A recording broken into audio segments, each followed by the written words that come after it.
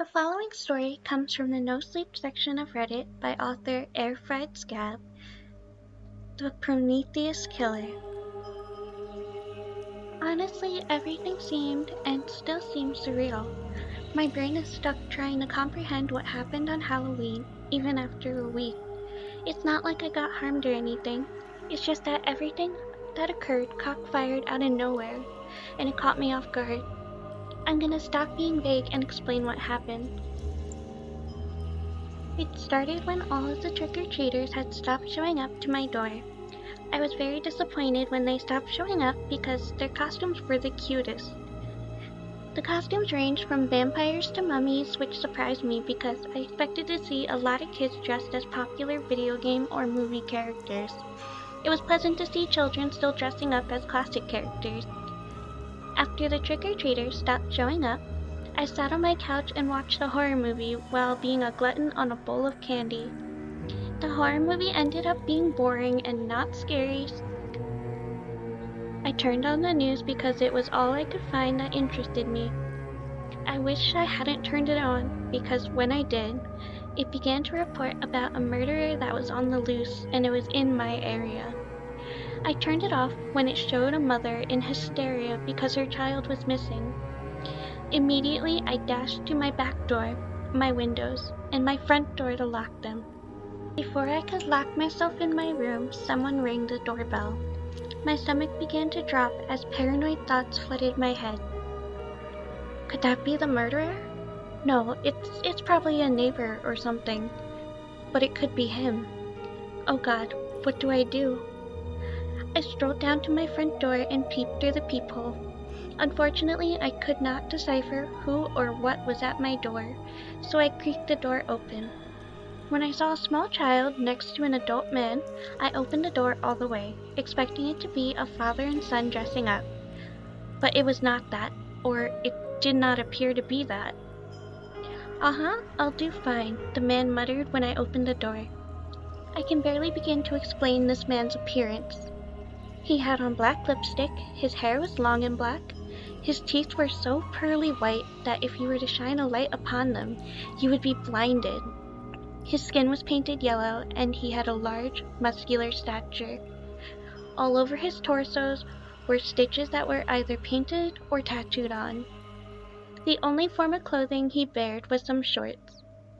Everything about him made me want to slam my door in his face and lock it. Oh, I wish I did that. I let out a gasp when I saw what the little boy looked like. His face was pale, his eyes were drained of any semblance of color, and his neck had thick purple marks circling it.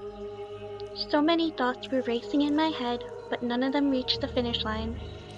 Hey, I stammered. I really like y'all's costumes, but I don't have any candy left since I ate it all. Sorry. No, the man responded. I should be the one apologizing. I am deeply sorry. I guess I was not paying attention to the time. Anyways, before I take my friend and me home, would you like to be informed about my costume? The man's face lit up as he adjusted his hands by wiggling his fingers almost violently. I was very uncomfortable, and I don't blame myself. He had this sick-looking kid leaning on his leg, was at my house that late at night, and his creepy expression set off so many alarms. Foolishly, I decided to listen to him and, quote, be informed by his costume. Yeah, sure, I answered. A long, maniacal smile formed on his face that touched both corners of his eyes somehow. If my porch light shined on his teeth, I would be blinded. Thank you, he cheered. You see, my friend and I are dressed up as characters from Mary Shelley's masterpiece, Frankenstein. I am Frankenstein's monster, while my friend here is William Frankenstein. Those purple marks on his neck represent the monster's strangle marks from the part in the book where the monster kills William. It was made with some makeup I found, so don't worry about it being actual strangle marks. His eerie smile formed into a serious expression and he grunted. I need to stop smiling. It's not like the monster at all. Anyways, I will depart now. Farewell. It was nice talking to you. What's your name? His serious glare pierced through my skin. It felt mandatory to tell him my name. Lily. The name's Lily, I answered. Lily, yes, that's a delightful name, I must say. He reached his hand out, wanting me to shake it. I reluctantly did so and regretted it immediately. His grip was so tight as if he were trying to squeeze it. He noticed me trying to tug my hand away and let go. He turned around and proceeded to leave. However, his friend leaning on the man's leg tipped over and landed on the ground stiffly. I gazed at it in disgust but thought nothing of it because I wanted to go inside. Before I shut my door, the man interrupted me. "Oh," the man gasped. "Please do not worry about that. My friend and I are actors, and we love playing our characters, which should be obvious because of our costumes. We're still in the process of mastering our characters, but he has a lot more practice to do than I. He's actually practicing right now, as we speak, trying to recreate his death. Amazing." The man turned around and left, that time with his friend in his arm because he refused to get up. Obviously, that interaction with him had me go and check every window and door to make sure they were secure. I mean, it was apparent that something was off about him. He had this random child, leaning on his leg, proclaims to be some actor, is obsessed with Frankenstein, and I could go off. Feeling safe, I decided to relax a bit and clean the dishes while listening to music on my speaker. It's my way of comforting myself when I'm stressed. Once I got immersed, I was in an entirely different zone, unaware of my surroundings and things going on. I snapped out of my trance when I saw something in my peripheral vision. The plate I was holding on to slipped out of my hand once I saw who was there. I shrieked in terror and sprinted to my bedroom. It was the man. He was there. His face was leaning on the window of my back door, and he breathed heavily on the glass, which was noticeable because it left a mark for every breath he took. He wasn't even staring at me. He was just glaring menacingly at nothing. His teeth were clenched and his veins were throbbing. Instead of hiding and calling the cops, I grabbed the golf club that was leaning on the side of my bed, intending to fight back. I have no clue what was going on in my head at the time, but I know for sure it involved fear and rage.